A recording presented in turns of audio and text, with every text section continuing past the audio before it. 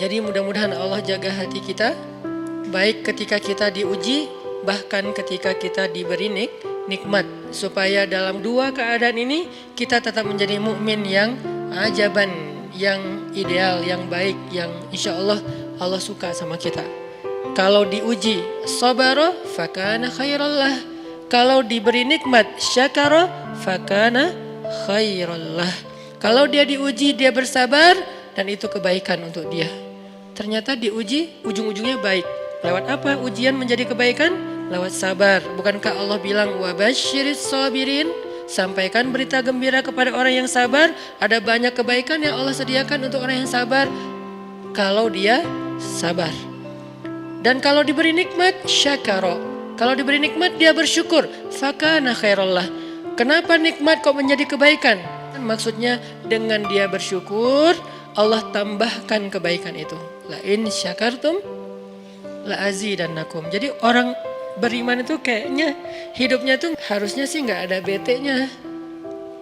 Hidupnya tuh nggak ada istilah, aduh hari ini gue kayak rugi banget nih. Nggak ada orang yang beriman rugi. Kan hidup kita tuh di antara dua itu kan. Cuman varian ujian itu aja macam-macam. Varian ujian itu misalnya kalau di surat Al-Baqarah Allah menyebutkan 3 varian ujian kan. Ba'sa, dharra, zulzilu. Ujian fisik, ujian harta.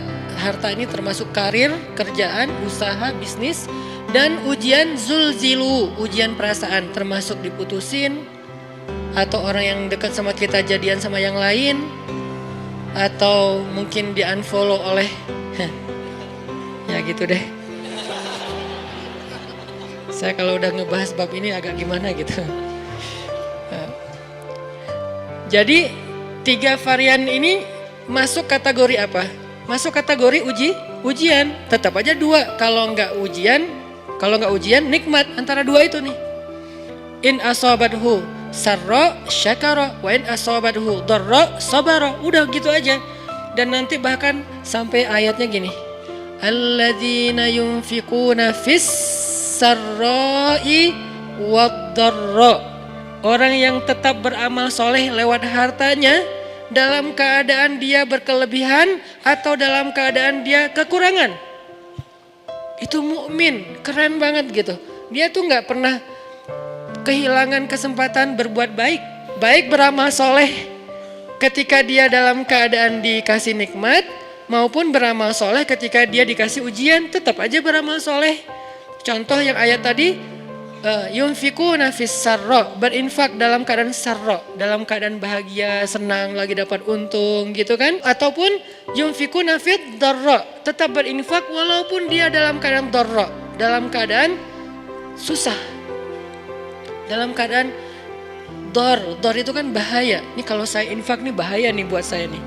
Kalau saya kasih nih saya kayak nggak ada tabungan buat mahar nih.